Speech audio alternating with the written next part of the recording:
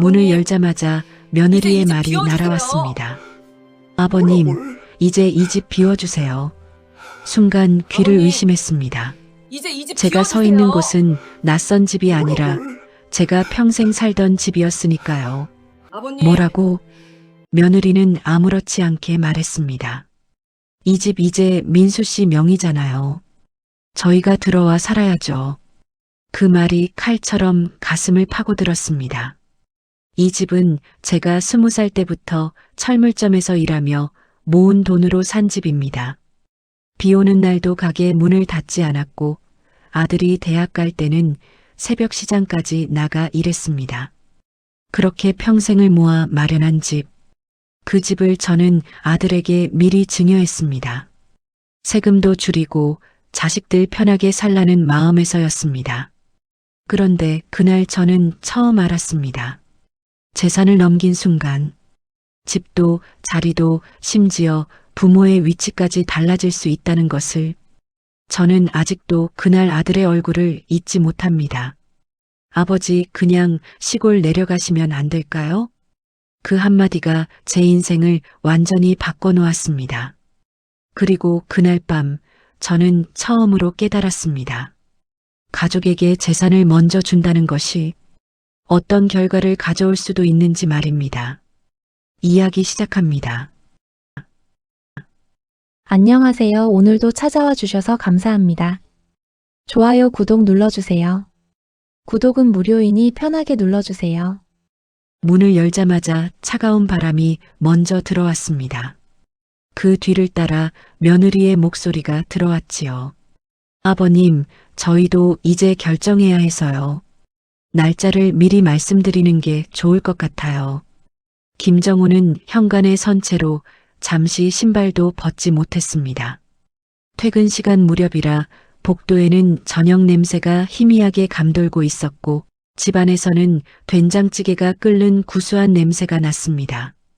늘 그렇듯 아내 박순자는 부엌에서 저녁을 준비하고 있었고 거실 탁자 위에는 정우가 동네 철물점 단골에게 받아온 귤 한 봉지가 놓여 있었습니다. 너무 평범한 저녁이었어요. 그래서 더 이상했습니다. 며느리 이지연의 얼굴이 유난히 굳어 있었기 때문입니다.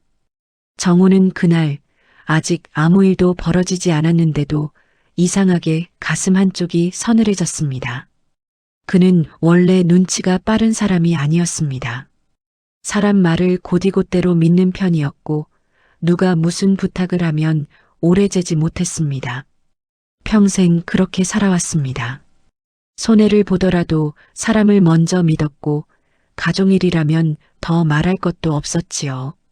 서울 구로구에서 작은 철물점을 40년 가까이 운영하며 산 세월이 그를 그렇게 만들었습니다.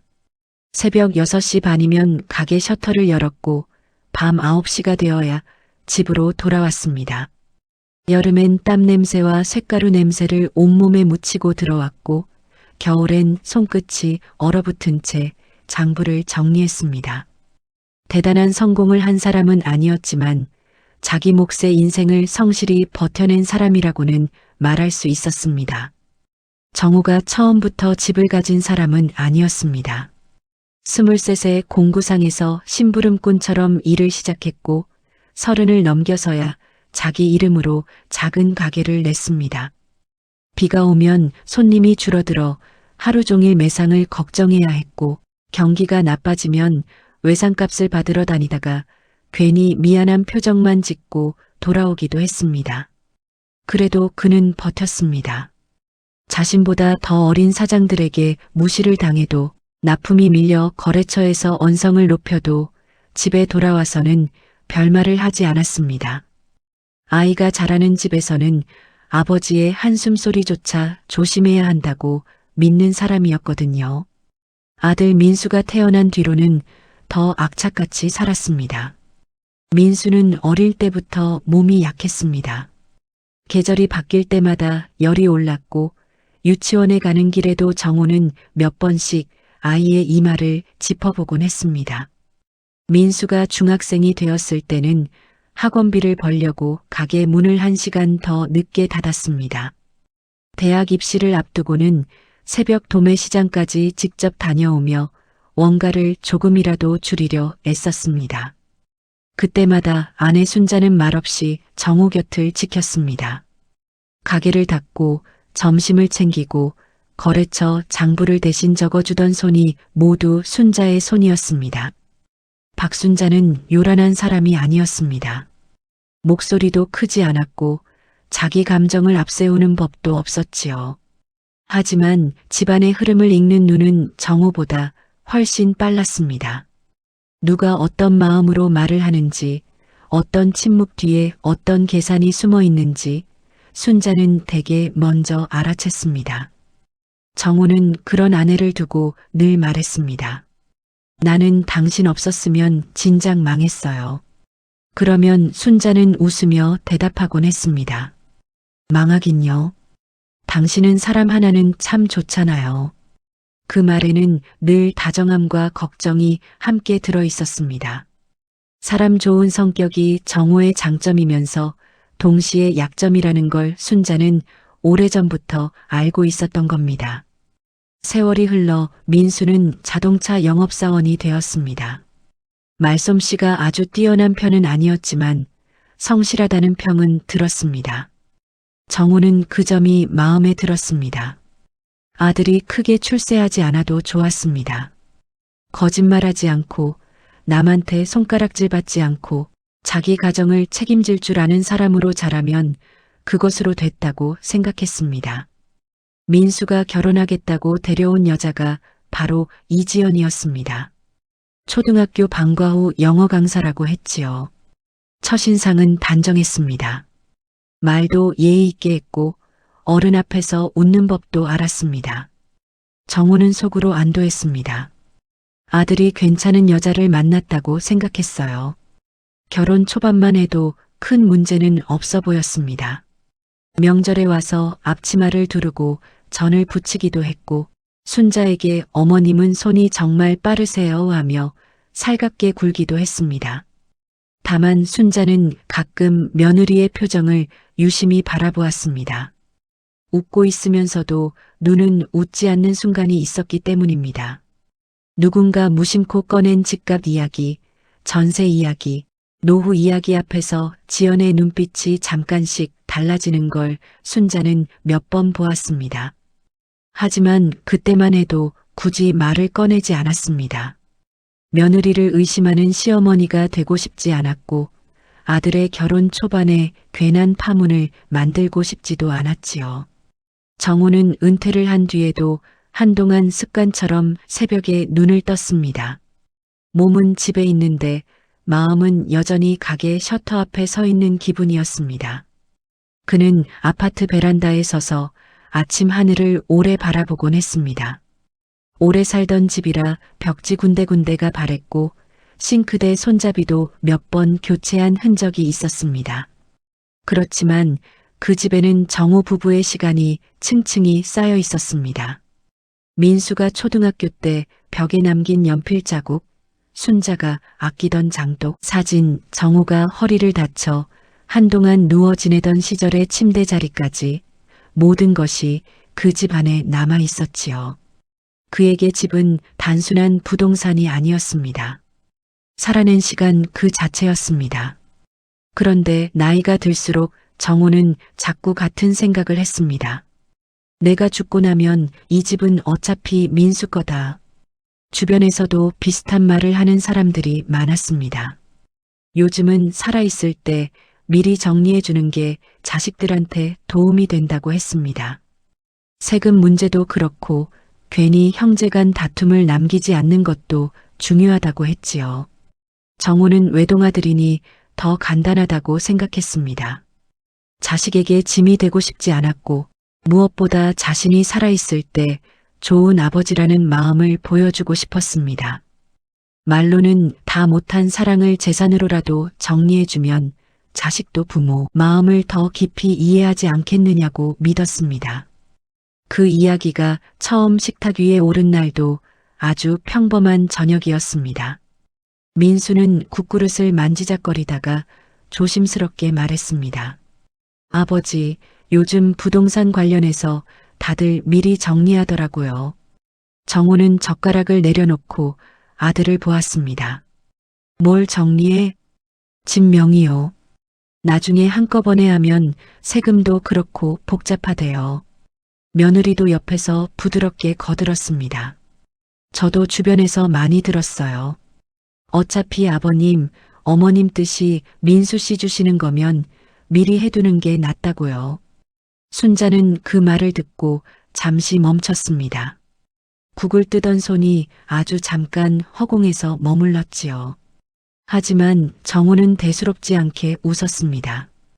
그게 그렇게 좋은 건가? 민수가 얼른 대답했습니다. 아버지 살아계실 때 해주시면 저도 마음이 덜 무겁죠. 아들의 그 말에 정우는 괜히 울컥했습니다. 자식이 부담을 느끼지 않게 해주고 싶다는 생각이 더 커졌지요. 그는 그날 밤 늦게까지 베란다에 서 있었습니다. 서울의 불빛이 멀리 번졌고 아래 주차장에는 누군가 늦은 퇴근을 마치고 차 문을 닫는 소리가 울렸습니다. 정우는 그 소리를 들으며 마음속으로 결론을 내렸습니다. 그래, 살아있을 때 해주자. 내 손으로 해줄 수 있을 때 해주자. 그것이 아버지 도리라고 믿었습니다. 다음 날 아침 순자가 조심스럽게 물었습니다. 여보, 너무 서두르지 않는 게 좋지 않을까요? 정우는 신문을 접으며 말했습니다. 어차피 다 민수 줄 건데 뭐. 그래도 사람 일은 모르는 거예요. 정우는 아내를 보며 조금 웃었습니다. 당신은 걱정이 많아. 순자는 더 말하지 않았습니다. 다만 찻잔을 내려놓는 손끝이 평소보다 조용했습니다. 오래같이 산 사람은 압니다. 말보다 침묵이 더 큰 예감일 때가 있다는 걸요. 결국 정우는 증여 절차를 밟기로 마음먹었습니다. 서류를 준비하고 도장을 챙기고 민수와 함께 구청을 오가던 날들에도 그는 별다른 의심이 없었습니다. 오히려 마음이 가벼웠습니다. 아들이 아버지 고맙습니다 하고 말할 때마다 지난 세월의 피로가 조금씩 풀리는 것 같았지요. 그는 그것이 가족이라고 믿었습니다. 증여 절차가 끝난 뒤 한동안은 아무 일도 없는 것처럼 보였습니다. 오히려 겉으로만 보면 더 평온해진 것 같기도 했지요. 민수는 전보다 자주 전화를 했고 며느리 지연도 주말이면 과일이나 반찬을 들고 들르곤 했습니다. 순자는 그럴수록 더 조용해졌습니다. 사람의 태도가 갑자기 부드러워질 때는 대개 이유가 있다는 걸 순자는 오래 살며 여러 번 배웠기 때문입니다. 하지만 정우는 달랐습니다. 그는 아들이 먼저 안부를 묻는 것이 반가웠고 며느리가 살갑게 웃으며 아버님, 요즘 허리는 좀 괜찮으세요? 하고 묻는 말이 고마웠습니다. 정우는 그 모든 것을 진심으로 받아들였습니다. 자기 선택이 틀리지 않았다는 안도감도 있었지요. 가을이 시작되던 무렵이었습니다. 아파트 복도 창문으로 들어오는 바람이 조금씩 서늘해졌고 아침이면 순자가 얇은 카디건을 챙겨 입기 시작했습니다. 정우는 베란다 화분에 물을 주다가 문득 거실 안쪽을 돌아보곤 했습니다. 오래된 소파, TV 옆에 놓인 작은 서랍장, 벽 한편에 걸린 민수의 졸업사진. 집안의 풍경은 전과 같았지만 이상하게도 공기만은 조금씩 달라지고 있었습니다. 처음엔 아주 사소한 것들이었습니다. 지연이 집에 올 때마다 공간을 둘러보는 눈길이 길어졌습니다. 벽지를 손끝으로 슬쩍 만져보고 부엌 싱크대 앞에 서서 수납장을 열어보기도 했지요. 말은 늘 부드러웠습니다. 어머님, 여긴 손만 좀 보면 훨씬 깔끔해지겠어요. 아버님, 이 창호는 오래됐네요. 요즘은 단열 잘 되는 걸로 싹 바꾸던데요. 정우는 그런 말을 별 생각 없이 들었습니다. 젊은 사람들이니까 집을 더 현대적으로 보고 싶은가 보다 했지요. 하지만 순자는 달랐습니다. 며느리가 냉장고 위치를 물어보거나 안방 붙박이장을 유심히 살피는 순간마다 미세하게 표정이 굳었습니다. 어느 일요일 오후 지연이 거실에 서서 창밖을 보다가 말했습니다. 여기 남양이라 햇빛이 참 좋네요. 아이 키우기에도 괜찮겠어요. 그 말에 정호는 그저 웃으며 대답했습니다. 그래. 우리 민수도 여기서 컸으니까. 그러자 지연은 잠깐 정호를 보다가 작게 웃었습니다. 그 웃음은 예전처럼 살갑기만 하진 않았습니다. 마치 이미 마음속으로 무언가를 정해둔 사람의 여유처럼 보였지요. 며칠 뒤 민수가 평일 저녁에 혼자 집에 왔습니다. 일하느라 바쁜 아들이 주중에 들르는 일은 흔치 않았습니다. 정호는 반가워하며 현관까지 나갔습니다. 민수는 넥타이를 느슨하게 풀고 있었고 얼굴에는 피곤함이 10개 내려앉아 있었습니다.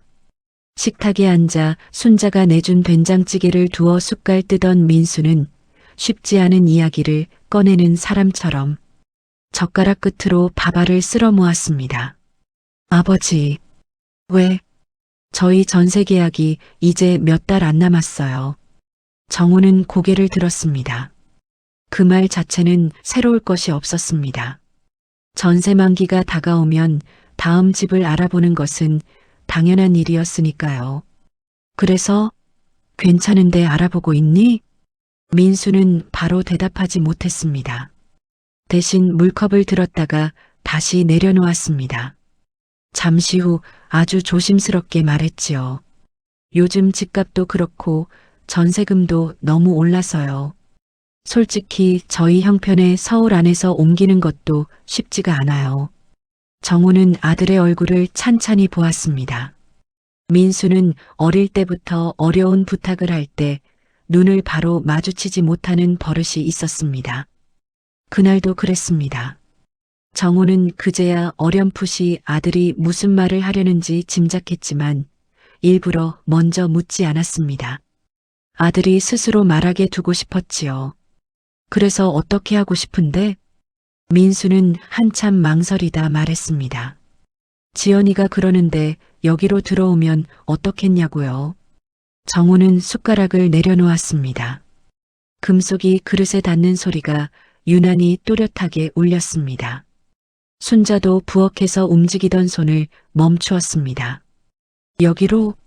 내 방도 3개 있고 위치도 괜찮고 어차피 제 명이니까. 민수는 마지막 말을 작게 덧붙였습니다. 그 한마디가 이상하게 정호의 귀에 오래 남았습니다. 어차피 제 명이니까. 틀린 말은 아니었습니다. 정호가 직접 넘겨준 집이니까요. 그런데도 그 말에는 전에 없던 단단함이 있었습니다. 권리를 확인하는 사람의 말투. 정호는 애써 웃으며 말했습니다. 그럼 우리는? 민수는 급히 손을 내저었습니다. 아버지, 그렇게까지는 아니고요. 그냥 같이 살 수도 있고 아니면 작은 집으로 옮기시는 것도 생각해 볼 수 있잖아요. 요즘은 외곽에도 괜찮은 데 많대요. 순자가 그때 처음 입을 열었습니다. 외곽이 어디니? 민수는 곧장 답하지 못했습니다. 부천 쪽이나 김포 쪽 아니면 시골 쪽도 공기 좋고.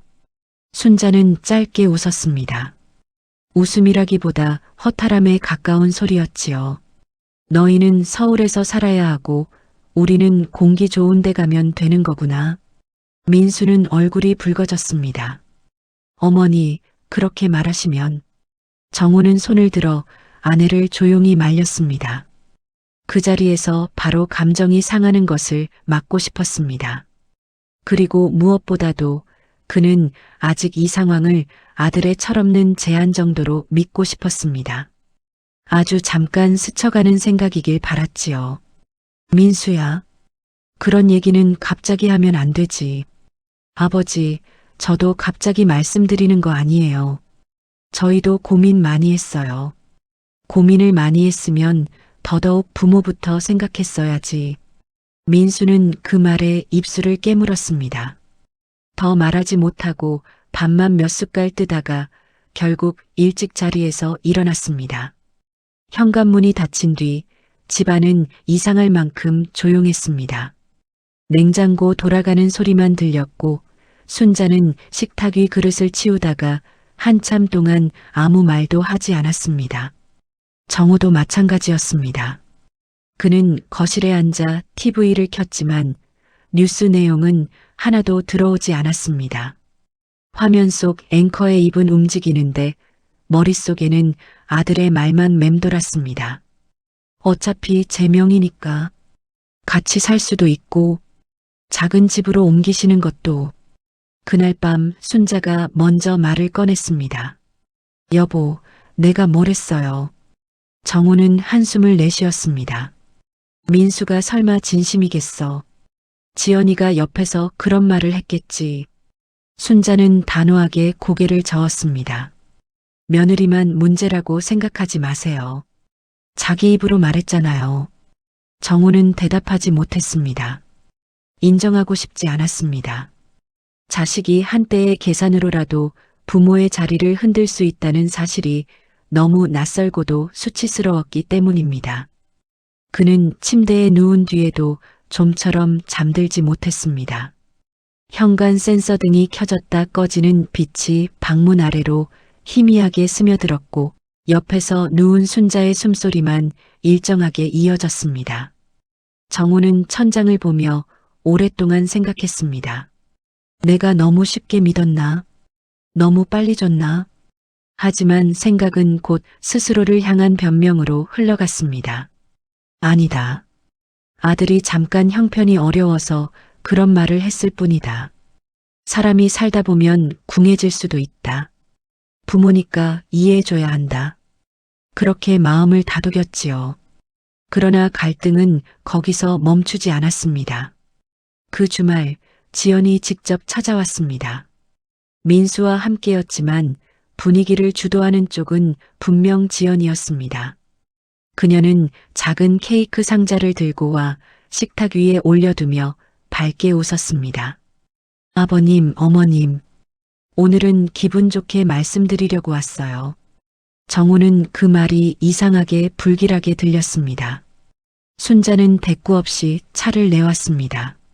찻잔이 식탁에 놓일 때마다 작은 소리가 났고 네 사람 사이에는 설명하기 어려운 긴장이 서려 있었습니다. 지연은 한 모금 마시지도 않은 채 또박또박 말을 꺼냈습니다. 저희가 상의해 봤는데요. 여기로 들어오는 게 제일 현실적일 것 같아요. 전세금 더 올려주는 건 무리이고 대출도 한계가 있어서요. 정우는 차분히 물었습니다. 그래서 우리한테 어떻게 하라는 거니? 지연은 잠시 머뭇거리는 척하더니 마치 준비한 문장을 읽듯 말했습니다. 두 분이 작은 데로 옮기시면 어떨까 해서요. 시니어타운 같은 데도 요즘 잘 되어 있고 아니면 지방 쪽도. 순자의 눈빛이 싸늘해졌습니다. 지방이라니 어디를 말하는 거니? 꼭 정해진 건 아니고요. 요즘은 전원주택도 많이들 가시잖아요. 서울은 솔직히 젊은 부부가 살아야 생활이 되니까요. 그 말에 정우의 얼굴이 굳었습니다. 서울은 젊은 부부가 살아야 한다. 그 집이 누구의 청춘으로 마련된 집인지, 누구의 허리와 손마디가 달아 만든 집인지 조금도 떠올리지 않는 말이었습니다. 정우는 한참 동안 지연을 바라보다가 낮게 물었습니다. 우리가 아직 멀쩡히 살아있는데 우리가 왜 나가야 하지? 지연은 조금도 물러서지 않았습니다. 아버님, 너무 감정적으로 생각하지 마세요. 법적으로도 이제 이 집은 민수 씨 집이에요. 저희가 들어와 사는 게 이상한 건 아니잖아요. 순간 공기가 얼어붙었습니다. 정우는 그 말에 바로 대꾸하지 못했습니다. 법적으로, 그 단어는 가족 사이 식탁에서는 좀처럼 나오지 않는 말이지요. 특히 부모와 자식 사이에서는 더더욱 그렇습니다. 정우는 옆에 앉은 아들을 보았습니다. 민수는 시선을 피한 채 컵 표면만 손가락으로 문지르고 있었습니다. 민수야, 너도 같은 생각이냐? 아들은 한참 후에야 입을 열었습니다. 아버지, 저희도 살아야죠. 그 짧은 문장이 정호의 가슴을 깊게 찔렀습니다. 저희도 살아야죠. 그 말은 마치 부모는 이제 한 발 물러나야 하는 존재라는 선언처럼 들렸습니다. 정호는 목이 메는 것을 느꼈지만 애써 감정을 누르며 말했습니다. 우리가 너희 살지 말라고 했니? 다만 우리 보고 당장 비키라는 말이 어떻게 그렇게 쉽게 나오냐는 거다. 지연이 곧바로 말을 받았습니다. 당장 비키라는 게 아니에요. 미리 상의 드리는 거죠. 전세 만기까지 시간도 있으니까. 순자가 차갑게 물었습니다. 그 시간 안에 우리를 내보내겠다는 말이네? 지연은 입꼬리를 굳힌 채 대답했습니다. 어머님, 왜 그렇게 말씀하세요? 저희도 최대한 예의 있게 말씀드리는 거예요. 예의? 순자가 처음으로 목소리를 높였습니다. 예의라는 건 부모 사는 집 뺏겠다고 앉아 있는데 쓰는 말이 아니야. 민수가 그제야 급히 나섰습니다. 어머니, 왜 그렇게까지 말씀하세요? 지연이도 현실적으로 얘기하는 거잖아요. 그래, 현실적이지. 아주 현실적이야. 순자는 더 말하지 않았습니다. 대신 찻잔을 천천히 정리했습니다. 그 조용한 움직임이 오히려 더 차갑게 느껴졌습니다. 정호는 식탁 위에 놓인 케이크 상자를 바라보았습니다. 예쁜 리본이 달려 있었지만 그날 그 상자는 축하가 아니라 통보를 위에 들고 온 물건처럼 보였습니다. 그 이후부터는 작은 말들조차 의미를 띠기 시작했습니다. 지연은 일주일 뒤 다시 전화를 걸어왔습니다. 이번에는 더욱 직접적이었습니다. 순자가 전화를 받았고 스피커폰도 아닌데도 그 목소리는 식탁 건너편의 정호에게까지 선명하게 들렸습니다. 어머님, 저희가 인테리어 견적도 좀 알아보려고 하거든요. 순자는 잠시 말을 잃었습니다. 무슨 견적? 여기 들어오면 아이방도 만들어야 해서요. 작은 방은 확장할 수도 있나 싶어서요. 순자는 낮고 또렷하게 말했습니다. 우리는 나간다고 한 적 없다. 전화기 너머에서 지연은 짧게 숨을 고르는 것 같았습니다. 그러고는 이전보다 더 단단한 목소리로 말했지요. 어머님, 너무 버티시지만 마세요. 결국 정리는 하셔야 하잖아요. 순자는 아무 대답 없이 전화를 끊었습니다. 그 손이 떨리고 있었습니다. 정호는 그런 아내를 보며 가슴이 철렁했습니다. 순자는 웬만해선 감정을 겉으로 드러내지 않는 사람인데 그날은 달랐습니다. 그녀는 한참 동안 전화기를 내려놓지 못했고 정호는 그런 아내 옆에 앉아도 쉽게 손을 내밀지 못했습니다. 미안함 때문이었습니다. 이 모든 일의 시작에 자기 도장이 있었다는 사실을 그도 부정할 수 없었으니까요. 그날 밤 두 사람은 거실불을 끄지 못했습니다. 불 꺼진 집은 너무 빨리 낯설어질 것 같았지요. 정호는 천천히 일어나 안방으로 들어갔습니다. 장롱문을 열자 민수가 어릴 적 그린 가족 그림이 파일 사이에 끼워져 있었습니다. 삐뚤빼뚤한 글씨로 우리 집이라 적혀 있었습니다. 가운데는 아버지, 옆에는 어머니, 그 아래 작은 아이가 웃고 있었지요. 정호는 그 종이를 한참 들여다보았습니다. 우리 집.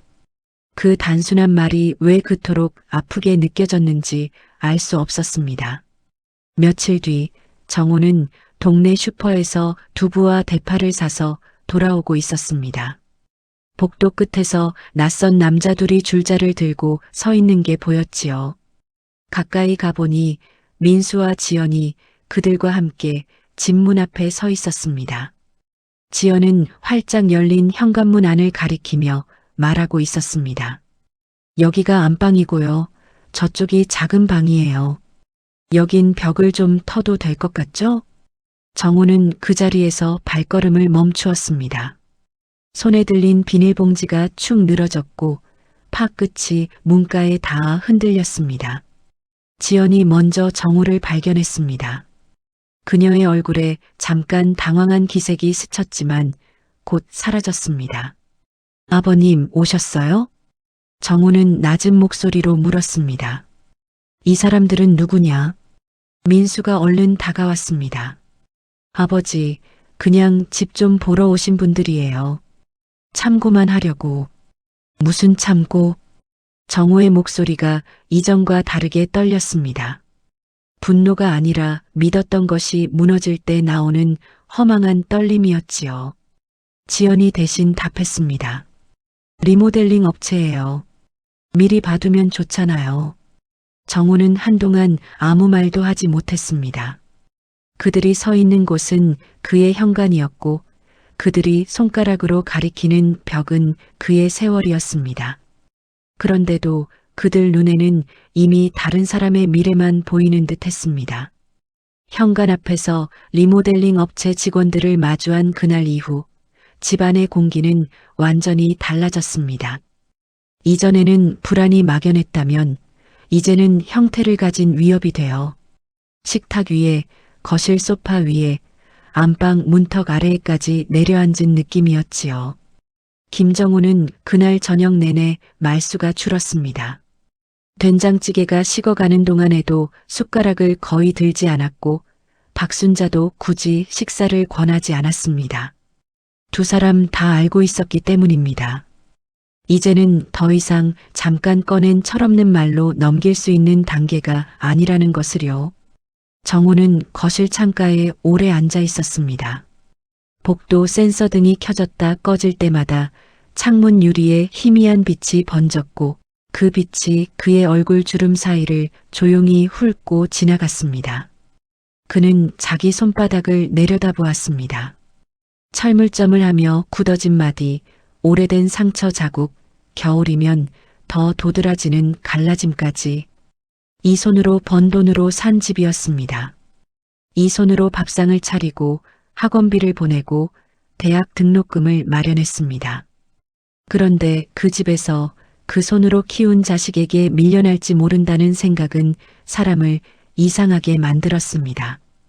분노보다 먼저 찾아오는 것은 허탈함이었지요. 자신이 믿었던 순서가 틀렸다는 사실 앞에서 오는 멍한 수치심. 정우는 바로 그 감정을 처음 맛보고 있었습니다.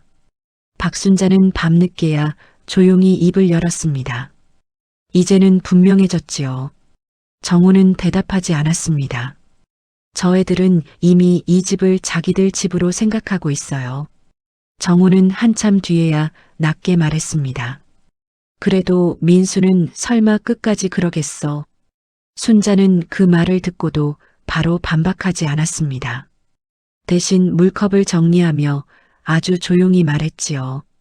여보, 사람은 입으로 말하기 전에 행동으로 먼저 보여줘요. 오늘 본 게 그거예요. 정우는 아내의 말을 듣고도 끝내 고개를 들지 못했습니다. 받아들이고 싶지 않았기 때문입니다. 며느리야 그렇다 쳐도 민수만은 아니라고 믿고 싶었습니다. 어릴 적 열이 나면 아버지 품에서만 잠들던 아이. 중학교 때 운동화가 낡았다고 말도 못하고 혼자 끈을 묶어 숨기던 아이. 첫 월급을 받아와 아버지, 별건 아니지만 드세요 하며 작은 한우 세트를 내밀던 아이. 정호의 기억 속 민수는 아직도 그런 얼굴로 남아 있었습니다. 그래서 더 괴로웠습니다. 현실의 민수와 기억 속 민수가 자꾸 겹쳐지지 않았으니까요. 며칠 동안은 별다른 연락이 없었습니다. 오히려 그 침묵이 더 무거웠습니다. 누군가 큰 돌을 물속에 던져놓고는 그 파문이 어디까지 퍼지는지 멀리서 지켜보는 것 같은 느낌이었지요. 정호는 아침마다 습관처럼 동네를 한 바퀴 돌았지만 발걸음은 전보다 느려졌습니다. 경로당 앞 벤치에 앉아있는 또래들을 보아도 예전처럼 쉽게 다가가지 못했습니다. 괜히 누가 요즘 자식들은 어떠세요? 하고 물을까봐 겁이 났습니다.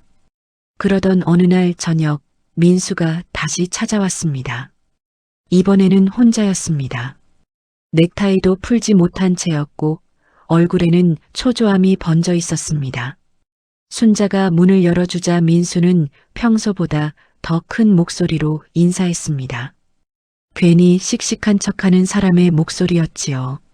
어머니, 아버지 안 계세요? 정우는 거실에서 그 목소리를 듣고 천천히 일어나 나왔습니다. 두 사람의 눈이 마주쳤을 때 아들은 아주 잠깐 시선을 피했습니다.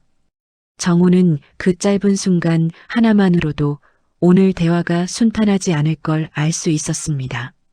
왔냐? 네, 아버지. 세 사람은 식탁에 마주 앉았습니다. 순자가 차를 내왔지만 아무도 손대지 않았습니다.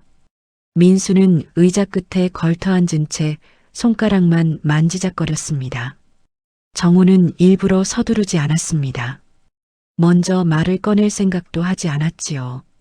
결국 침묵을 견디지 못한 쪽은 민수였습니다. 아버지, 지난번 일은 너무 갑작스러웠죠. 죄송해요. 정우는 담담하게 물었습니다. 갑작스러운 게 문제였니? 민수는 입술을 한번 깨물고 다시 말했습니다. 저희도 사정이 있어요. 지연이 학교 쪽 계약도 좀 불안정하고 요즘 애들 계획도 세워야 하고 전세금은 너무 올랐고요. 현실적으로 방법이 많지 않아요. 정우는 아들의 얼굴을 찬찬히 바라보았습니다. 예전 같으면 그 말만으로도 마음이 약해졌을 겁니다. 그래, 사정이 있겠지. 젊은 사람들 살기 힘들지. 그렇게 넘어갔을지도 모릅니다. 그러나 이미 리모델링 업체까지 집에 들인 뒤였습니다. 그 후에 듣는 사정이라는 말은 더 이상 설명이 아니라 설득처럼 들렸지요. 자기 행동을 합리화하기 위한 말. 정우는 그 차이를 분명히 느끼고 있었습니다. 민수야. 네. 정말 사정이 어려우면 부모한테 먼저 미안한 얼굴부터 보였어야지. 민수는 아무 말도 하지 못했습니다. 리모델링 업자까지 데리고 와서 남의 집 벽을 이리저리 보는 게 내가 말하는 사정이냐? 민수는 그제야 얼굴이 확 붉어졌습니다. 아버지, 그건 그냥 미리 알아본 것뿐이에요. 우리가 나간다고 한 적 있니? 안 나가신다고도 안 하셨잖아요. 그 말이 나오자 순자가 고개를 들었습니다. 그녀의 표정은 놀라울 정도로 차분했지만 그 차분함이 오히려 더 날카로웠습니다. 그게 지금 내 입에서 나올 말이냐? 민수는 어머니를 향해 급히 말했습니다. 어머니, 왜 그렇게 말씀하세요? 제가 무슨 부모님 길바닥에 내몰겠다는 것도 아니고. 정우가 그 말을 끊었습니다. 아니고, 작은 데로라도 모시면 되잖아요. 요즘은 시니어 주택도 많고 지원도 되고. 정우는 짧게 웃었습니다. 웃음이라기보다 숨이 헛나온 것에 가까웠습니다. 모신다고? 그 한 단어에 민수는 더 이상 말을 잇지 못했습니다. 정우는 의자 등받이에 기대며 천천히 말을 이었습니다. 내가 내 아버지다. 아직 두 다리 멀쩡하고 밥도 내 손으로 먹고 병원도 혼자 간다. 그런데 누가 누구를 모신다는 거냐? 민수는 억울하다는 듯 목소리를 높였습니다. 아버지, 왜 꼭 그렇게만 받아들이세요? 저희도 최대한 좋게 하려고 하는 거예요. 그 순간 정우는 아들의 얼굴에서 처음 보는 낯선 기색을 보았습니다. 미안함보다는 답답함이 앞선 얼굴. 부모를 설득해야 하는 장애물처럼 여기는 사람의 표정. 그것이 정우의 가슴을 가장 아프게 했습니다. 그는 그제야 깨달았습니다. 지금 상처를 주는 것은 며느리의 말이 아니라 아들이 그것을 말리기는커녕 같은 편에 서 있다는 사실이라는 것을요.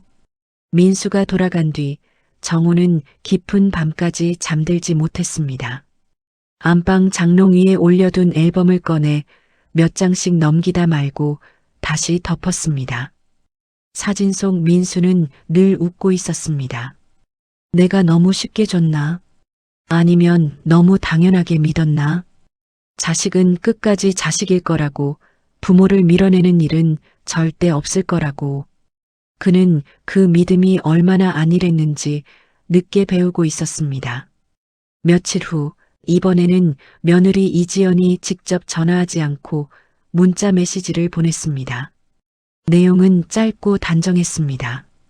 아버님, 어머님, 이번 주 토요일에 저희 짐 일부 먼저 가져다 놓으려고 합니다. 방 정리 부탁드릴게요. 순자가 그 문자를 정호에게 보여주었을 때 두 사람은 한동안 아무 말도 하지 못했습니다. 부탁드릴게요라는 말이 붙어 있었지만 그건 부탁이 아니라 통보였습니다. 이미 들어올 준비를 끝낸 사람의 문장이었지요. 정호는 문자를 3번쯤 다시 읽었습니다. 혹시 자기가 잘못 본 건 아닌가 싶어서였습니다. 하지만 문장은 달라지지 않았습니다. 방 정리 부탁드릴게요. 그 말은 곧 비켜달라는 뜻이었습니다.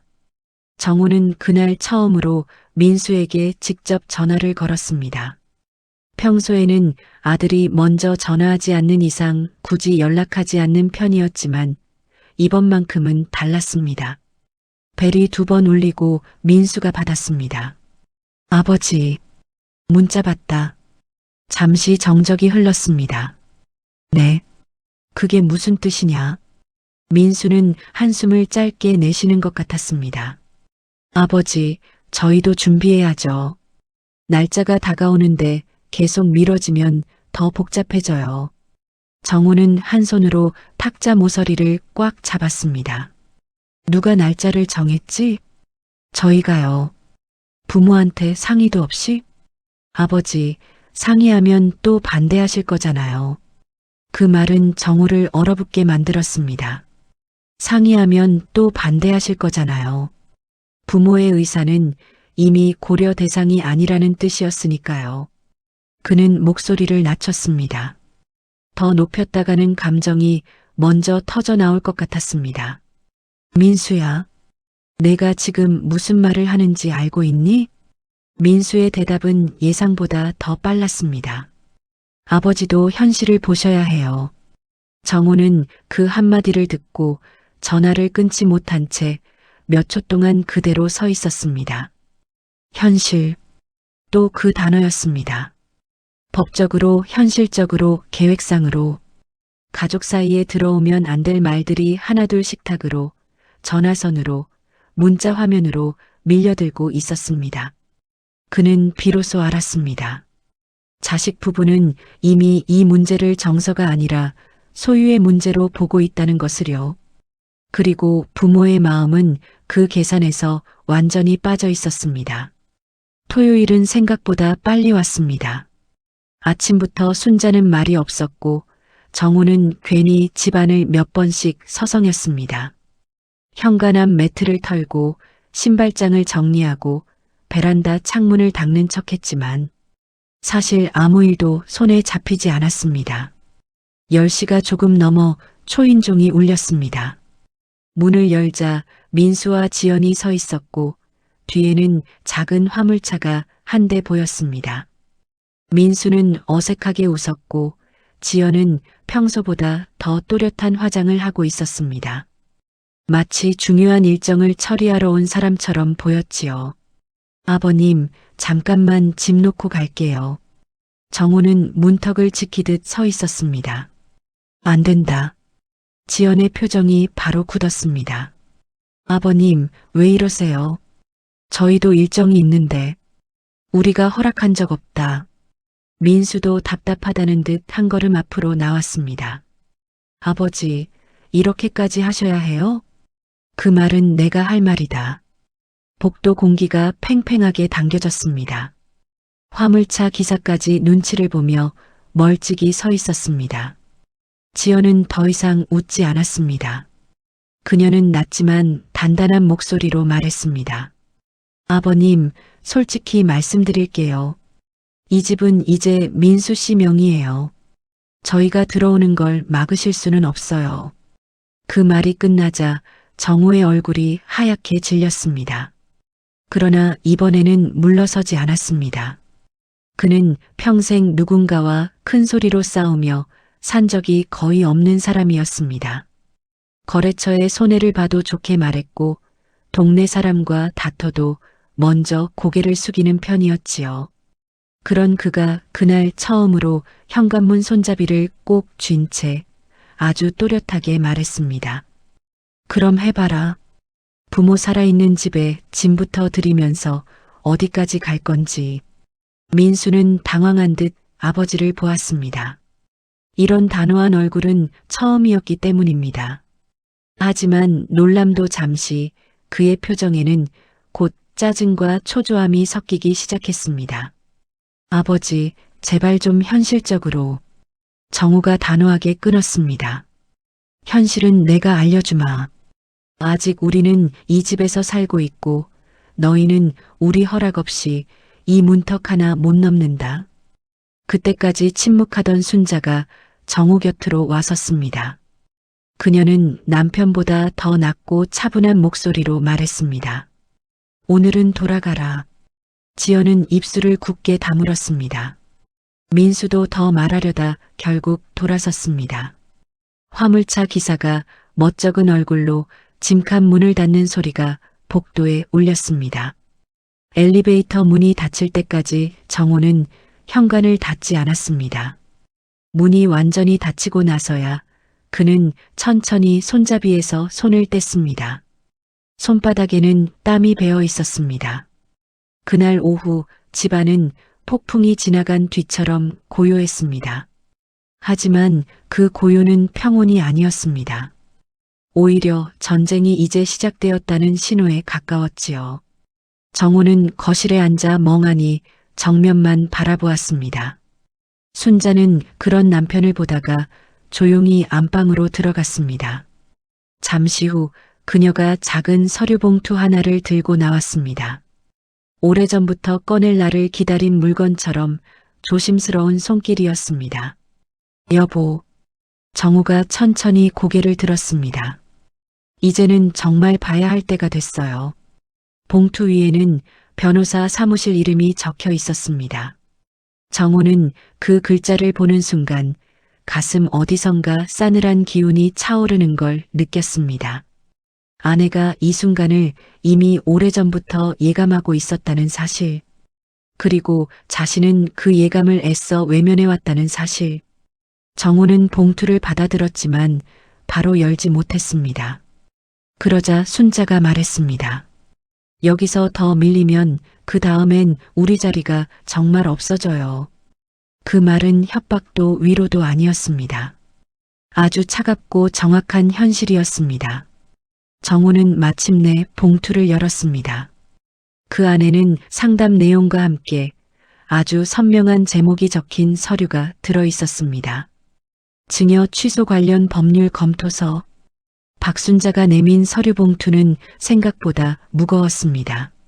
종이 몇 장일 뿐인데도 김정우는 그것을 손에 올려두는 순간 이상할 만큼 숨이 막혔지요. 봉투 안에는 변호사 상담 기록과 메모, 그리고 증여 취소와 관련된 법 조항이 정리된 서류가 들어 있었습니다. 글자들은 또렷했고 문장은 차분했지만 정호에게는 하나같이 낯설고 서늘하게 느껴졌습니다. 가족과 법이라는 두 단어가 한 종이 위에 나란히 놓여 있다는 사실이 그 자체로 이미 견디기 힘든 모욕처럼 다가왔기 때문입니다. 그는 한 장을 들춰보다가 이내 손을 멈추었습니다. 평생 계약서와 세금 고지서를 피해 산 사람은 아니었습니다. 가게를 하며 거래 명세서도 써봤고 임대차 계약도 여러 번 했고 납품대금 문제로 내용 증명을 받은 적도 있었습니다. 하지만 그 모든 문서는 바깥 사람과의 일이었습니다. 장사에는 그런 서류가 필요하다고 스스로 납득할 수 있었지요. 그런데 이번은 달랐습니다. 아들과 며느리를 상대로 법을 들이민다는 생각은 한 번도 상상해 본 적 없는 일이었습니다. 정우는 서류를 다시 봉투에 넣으며 깊은 한숨을 내쉬었습니다. 마치 그 봉투를 닫으면 현실도 잠시 덮일 수 있다는 듯이요. 이걸 꼭 해야 하냐? 정호의 목소리는 아주 낮았습니다. 질문이라기보다 혼잣말에 가까웠지요. 순자는 남편 맞은편에 앉은 채 조용히 고개를 들었습니다. 꼭 해야 해서 준비한 거예요. 자식 상대로 어떻게 이런 걸 하냐? 그 자식이 먼저 우리를 상대로 했어요. 순자의 대답은 짧고 단단했습니다. 감정에 휩쓸리지 않은 사람의 말은 대개 더 아프게 꽂히지요. 정호는 더 반박하지 못했습니다. 이미 마음 한구석에서는 순자의 말이 맞다는 걸 알고 있었기 때문입니다. 자식 부부는 부모를 설득하는 단계를 지나 부모의 자리를 밀어내는 행동까지 보여주었습니다. 리모델링 업체를 불러 집 안구조를 둘러본 일 허락도 없이 짐을 먼저 드리겠다고 통보한 문자, 법적으로 이 집은 민수 씨 명의라고 말하던 지연의 표정까지 그 장면들이 하나씩 떠오를수록 정호의 안쪽에서 무언가 서서히 식어갔습니다. 분노가 뜨거운 감정이라면 그날의 정호에게 찾아온 것은 차가운 깨달음이었습니다.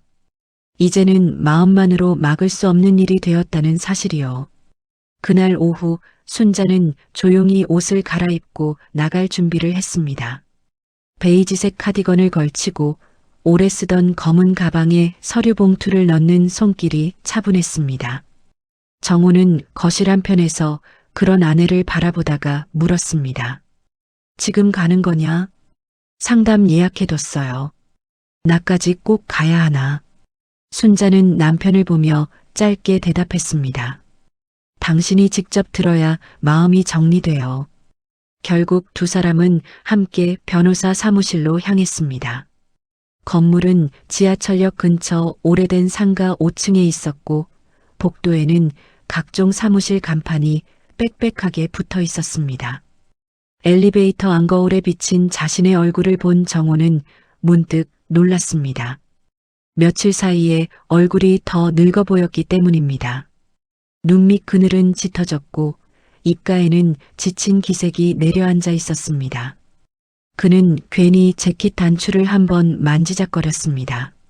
남들 앞에서는 단정해야 한다는 평생 습관이 그런 순간에도 남아 있었지요. 상담실 안은 생각보다 평범했습니다.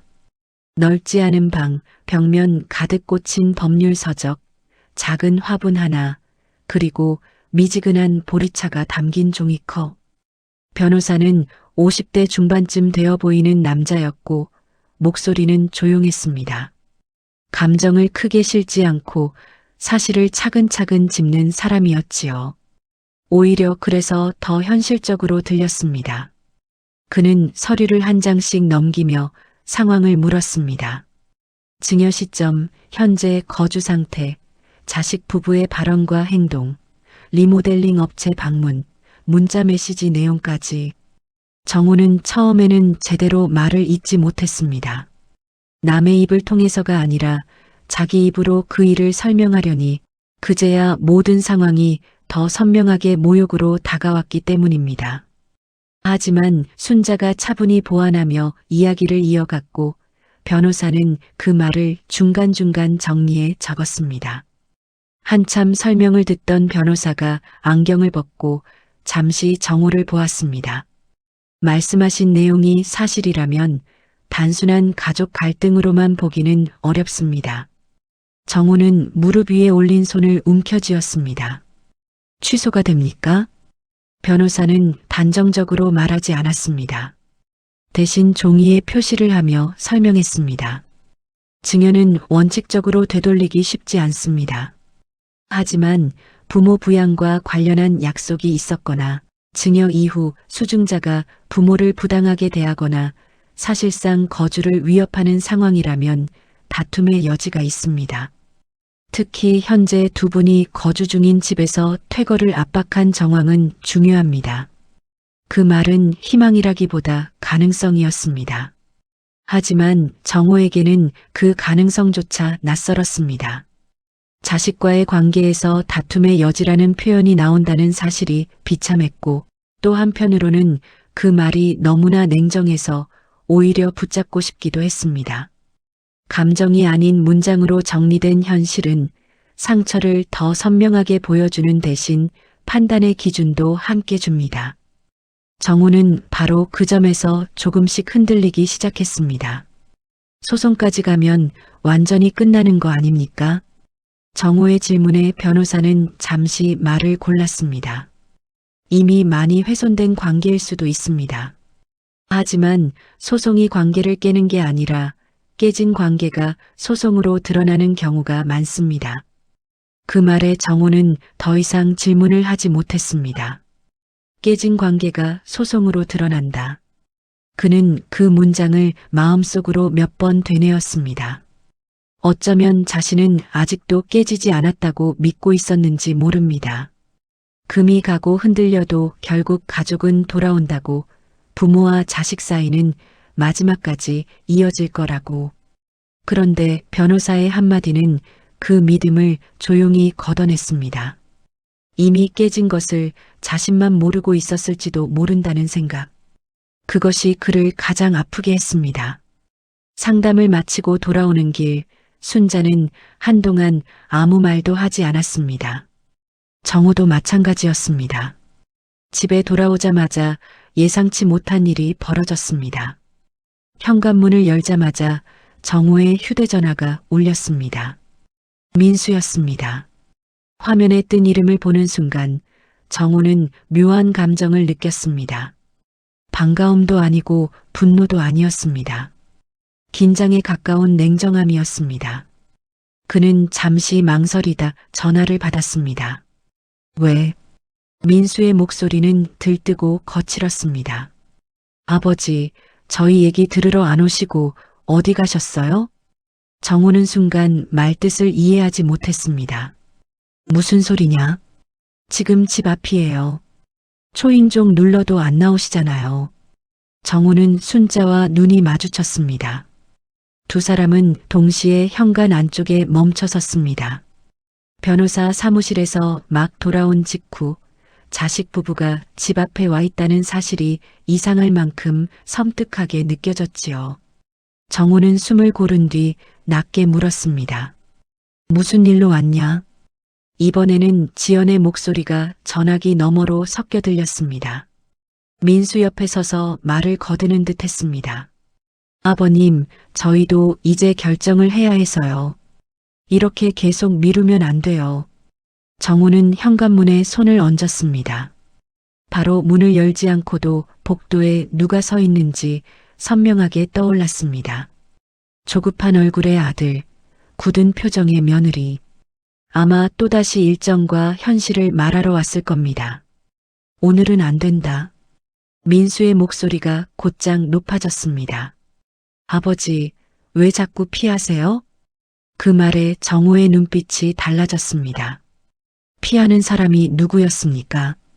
부모가 사는 집에 들어오겠다며 날짜부터 정하고 업자를 데려오고 짐을 넣겠다고 통보한 쪽은 저들이었습니다. 그런데 이제 와서 자신이 피한다고 말하다니. 정우는 처음으로 아주 또렷한 분노를 느꼈습니다.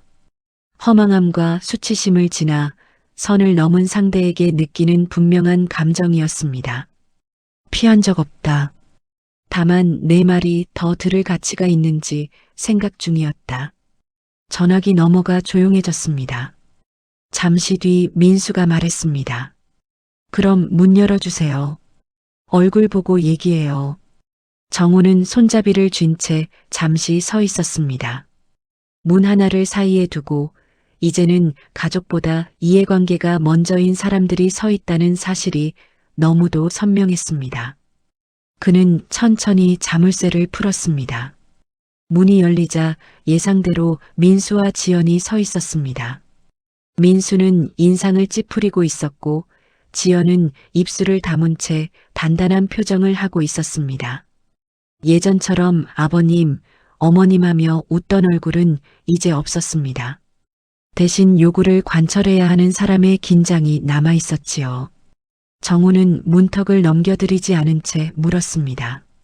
할 말이 뭐냐? 지연이 먼저 입을 열었습니다. 아버님, 저희가 다음 달 안으로 들어오는 걸로 정리해야 할 것 같아요. 그 말은 부탁이 아니었습니다. 이미 확정한 일정을 통보하는 말투였지요. 정호는 눈을 가늘게 뜨고 며느리를 바라보았습니다. 누가 정리했지? 저희가요. 더 끌 수가 없어요. 순자가 그때 정호 옆으로 와섰습니다. 순자의 얼굴은 창백했지만 목소리는 낮고 또렷했습니다. 우리하고 상의도 없이? 지연은 눈을 피하지 않았습니다. 어머님, 상의하면 계속 감정적으로만 말씀하시잖아요. 저희도 미래 계획이 있는데. 정호가 그 말을 끊었습니다. 그 미래 계획에 부모는 어디 있지? 민수는 신경질을 누르지 못한 듯 말했습니다. 아버지, 자꾸 그렇게 몰아가지 마세요. 저희가 부모님 버리겠다는 것도 아니고 다른 데 알아보시게 도와드리겠다고 했잖아요. 도와줘? 정호는 씁쓸하게 웃었습니다. 내 집에서 나가라고 해놓고 그걸 도와준다고 부르냐? 민수는 결국 참지 못하고 목소리를 높였습니다. 아버지, 이 집 지금 누구 명의인지 아시잖아요. 복도 공기가 순식간에 얼어붙었습니다. 정호는 그 말을 듣는 순간 마음속 어딘가가 완전히 끊어지는 소리를 들은 것 같았습니다. 예감만 하던 문장이 마침내 아들의 입에서 나왔기 때문입니다. 누구 명의인지 아시잖아요. 부모를 설득하는 자식의 말이 아니라 권리를 앞세워 몰아붙이는 사람의 말이었습니다. 정호는 한동안 아무 말도 하지 않았습니다. 대신 아주 천천히 아들을 바라보았습니다. 그 눈빛이 너무 낯설어서 마치 남의 얼굴을 보는 것 같았지요. 그리고 정호는 낮지만 분명한 목소리로 말했습니다. 그래, 이제야 내 속마음을 제대로 들었구나. 민수는 순간 말을 잇지 못했습니다. 지연도 정호의 표정이 심상치 않다는 걸 느낀 듯 눈빛이 흔들렸습니다. 하지만 정호는 더 이상 격해지지 않았습니다. 오히려 그 반대였습니다. 지나치게 조용해졌지요. 감정이 폭발한 뒤가 아니라 감정이 정리된 사람처럼. 오늘은 여기까지다. 더 할 말 없으면 돌아가라. 아버지, 돌아가. 그 짧은 두 글자가 복도에 단단하게 떨어졌습니다. 정호는 더 이상 자식 부부의 표정을 보지 않았습니다. 문을 천천히 닫는 동안 민수의 목소리가 한 번 더 들렸지만 그는 듣지 않은 척했습니다. 철컥 문이 닫히는 소리는 생각보다 작았습니다. 그러나 그 작은 소리는 그날 정호의 마음에서 마지막 망설임까지 닫아버렸습니다. 문을 닫고 돌아선 정호는 한동안 거실 한가운데 서 있었습니다. 순자는 말없이 그를 바라보았습니다. 정호의 어깨는 조금 굽어 있었지만 눈빛은 이전과 달랐습니다. 상처받은 사람의 눈이 아니라 마침내 결심한 사람의 눈이었습니다. 그는 천천히 안방으로 들어가 상담 서류가 든 봉투를 다시 꺼냈습니다. 이번에는 망설이지 않았습니다. 식탁 위에 봉투를 내려놓고 안에 있던 종이들을 차례로 펼쳐놓았습니다. 법률 용어는 여전히 낯설었고 한 줄 한 줄이 아프게 읽혔지만 이제는 피하지 않았습니다. 그는 아주 오래 종이를 들여다본 뒤 조용히 말했습니다. 순자야. 네. 이제 하자. 순자는 대답 대신 천천히 고개를 끄덕였습니다. 그 작은 움직임 속에는 오래 참아온 슬픔과 더는 물러서지 않겠다는 단단함이 함께 들어 있었습니다. 정호는 펜을 집어들었습니다. 손끝이 아주 조금 떨렸지만 이번에는 그 떨림을 숨기지 않았습니다. 그 떨림마저 자신의 현재라는 걸 받아들였기 때문입니다. 소송이 시작되고 나서 시간은 이상할 만큼 느리게 흘렀습니다. 하루는 길었고 일주일은 더 길었습니다. 김정호는 아침에 눈을 뜨면 잠시 여기가 어디인지부터 확인하곤 했습니다. 아직 이 집이 맞는지, 이 거실이 정말 자기 것이 맞는지 그런 당연한 사실조차 매일 새로 확인해야 할 만큼 마음이 지쳐 있었지요.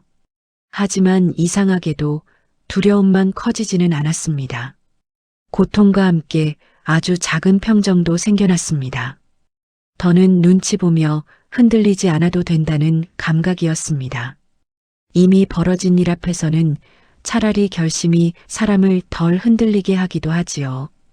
박순자는 변함없이 집안을 정리했습니다. 아침이면 물을 끓이고 식탁을 닦고 베란다 화분의 마른 잎을 떼어냈습니다. 겉으로 보면 늘 하던 일들이었습니다. 그러나 정호는 알 수 있었습니다. 아내가 그 익숙한 동작들로 무너지는 마음을 붙들고 있다는 것을요. 순자는 크게 울지도 자식 욕을 쏟아내지도 않았습니다. 다만 가끔 안방 장롱문을 열고 닫는 시간이 길어졌고 민수 어릴 적 물건이 남아있는 서랍은 한동안 손대지 않았습니다. 미련이 아니라 애도의 시간처럼 보였지요. 살아있는 자식을 마음에서 먼저 보내는 일은 죽음을 받아들이는 일만큼이나 어렵다는 것을 정우는 그때 처음 알았습니다. 법원에 다녀오는 날이면 두 사람은 유난히 말이 적었습니다. 정우는 법정 복도에 서서 민수와 지연의 뒷모습을 몇 번 보았습니다. 예전 같으면 그 뒷모습만 봐도 아들 어깨가 왜 저리 처졌나, 밥은 먹고 다니나 그런 걱정부터 앞섰을 겁니다. 그런데 그날들의 정우는 이상하게 담담했습니다. 아프지 않은 것은 아니었습니다. 오히려 더 아팠습니다. 다만 그 아픔이 더 이상 아버지의 본능만으로 움직이게 하지는 않았지요. 그는 마침내 이해하고 있었습니다. 부모가 끝까지 자식을 품는 것과 자식이 부모의 삶을 무너뜨리도록 내버려 두는 것은 전혀 다른 문제라는 사실을요. 판결이 내려진 날은 비가 조금 내렸습니다. 하늘은 흐렸고 법원 앞 계단은 축축하게 젖어 있었습니다. 정우는 손에 우산을 들고도 한동안 펴지 못했습니다. 숨이 자꾸 짧아졌기 때문입니다. 결과를 듣는다는 것은 늘 그런 식이었습니다.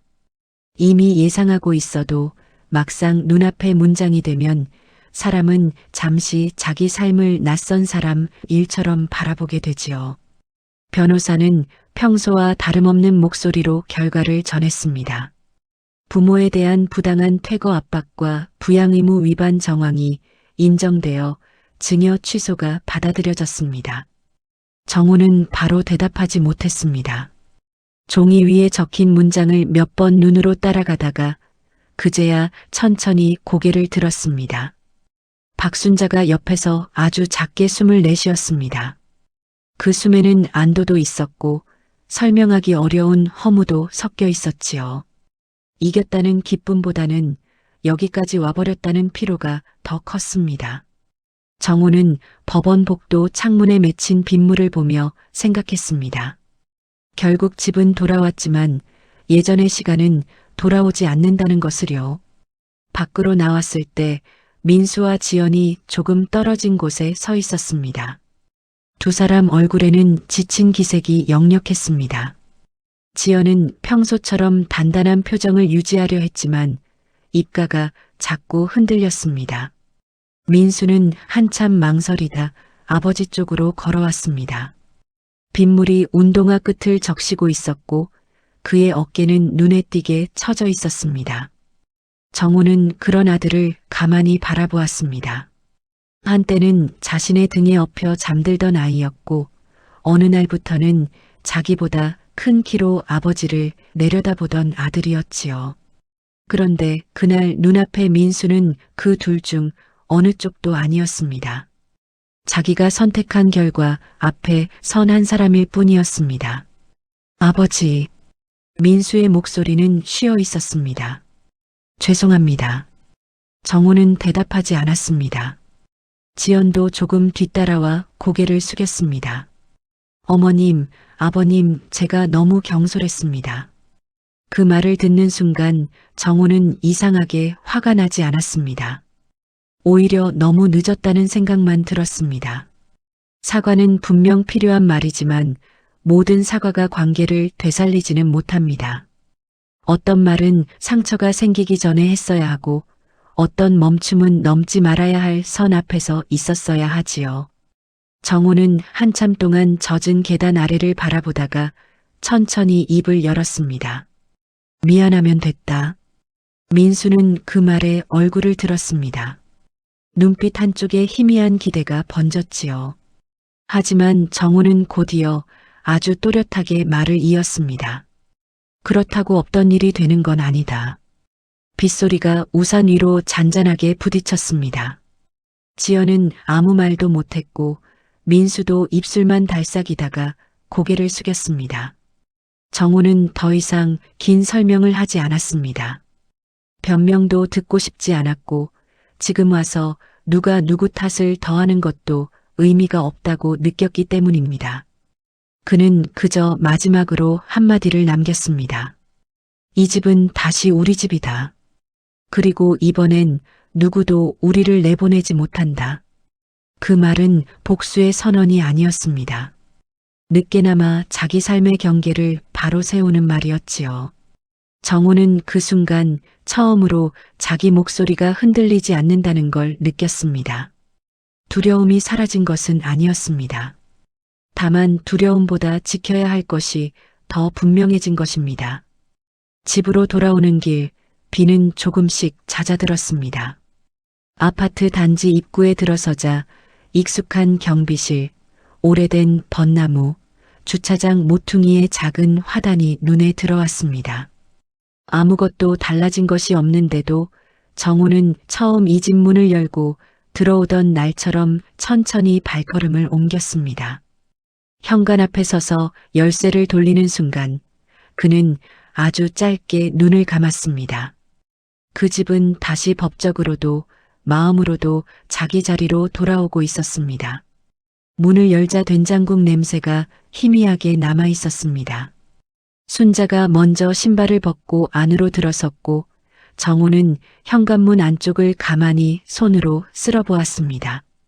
그 작은 동작에 오랜 세월의 감각이 되살아났지요. 신발장 위 가족사진, 거실 창가에 놓인 화분, 안방 문턱에 다른 자국까지. 그는 그 모든 것이 단순한 물건이 아니라 자신들의 시간이었음을 다시 느꼈습니다. 순자가 조용히 물었습니다. 여보, 괜찮아요? 정호는 거실 한가운데 서서 천천히 둘러본 뒤 대답했습니다. 이제야 집에 돌아온 것 같아요. 순자는 그 말에 눈시울을 붉혔지만 끝내 울지는 않았습니다. 대신 부엌으로 가서 주전자를 올렸습니다. 물 끓는 소리가 집안에 잔잔히 퍼졌습니다. 정호는 그 소리를 들으며 소파에 앉았습니다. 창밖에는 비가 거의 그쳐가고 있었습니다. 하늘 끝이 조금 밝아지고 있었지요. 그는 그날 오래도록 생각했습니다. 자식에게 재산을 먼저 넘긴 일이 잘못이었느냐고 묻는다면 이제는 쉽게 대답할 수 없었습니다. 잘못이라기보다 너무 순진한 믿음이었는지도 모릅니다. 사랑은 당연하지만 삶의 자리까지 무방비로 내주는 것은 또 다른 문제라는 것. 부모의 마음과 부모의 권리는 같은 것이 아니라는 것. 그 단순한 사실을 너무 늦게 배운 셈이었지요. 하지만 한 가지는 분명했습니다. 자신은 끝내 무너지지 않았다는 것입니다. 상처받았고 배신당했고 아버지로서 가장 아픈 장면을 겪었지만 그럼에도 자기 삶을 지켜냈습니다. 그것이 정호에게는 남은 인생을 버틸 힘이 되어 주었습니다. 창밖에서 빗물이 마지막으로 처마 끝에서 떨어졌습니다. 정호는 조용히 속으로 말했습니다. 가족을 사랑하는 것과 내 인생을 지키는 것은 다르다고. 그리고 그 둘을 끝내 구분할 줄 아는 사람이 되어야 비로소 노후를 잃지 않을 수 있다고. 그날 저녁 김정호는 아내와 마주 앉아 따뜻한 차를 마셨습니다. 특별한 말은 없었습니다. 그러나 그 조용한 시간이야말로 그가 끝내 지켜낸 삶의 증거였습니다.